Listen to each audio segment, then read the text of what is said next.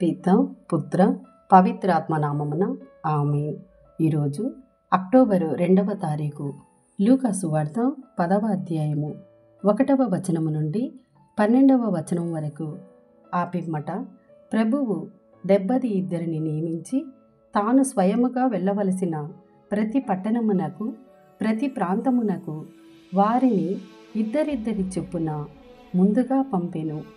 ఆయన వారితో ఇట్లా నేను, పంట విస్తారము కానీ పనివారు తక్కువ, కనుక తన పంట పొలమునకు పనివారిని పంపవలసినదిగా యజమానుణ్ణి ప్రార్థింపుడు.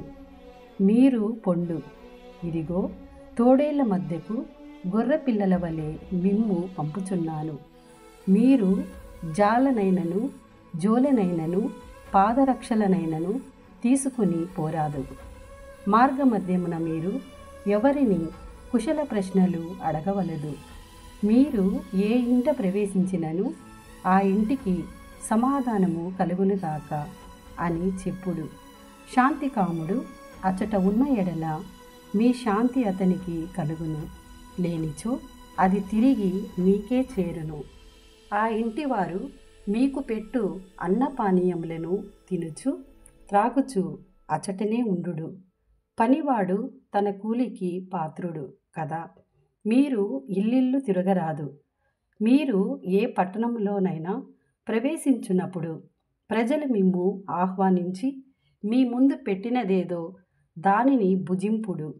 అచటి రోగులను స్వస్థపరచి దేవుని రాజ్యము మీ సమీపమునకు వచ్చినదని చెప్పుడు. కానీ మీరు ప్రవేశించిన పట్టణ ప్రజలు మిమ్ము ఆహ్వానింపని ఎడల ఆ పట్టణ వీధులలోనికి వెళ్ళి మా పాదములకు అంటిన మీ పట్టణపు దుమ్మును మీకు విరుద్ధముగా ఇచ్చటనే దులిపివేయుచున్నాము. అయినను దేవుని రాజ్యము సమీపించి ఉన్నదని గ్రహింపుడు అని వారితో చెప్పుడు. తీర్పు దినము ఆ పట్టణము గతి కంటే సోదొమ పట్టణ గతి ఓర్వదగినదిగా ఉండునని మీతో చెప్పుచున్నాను.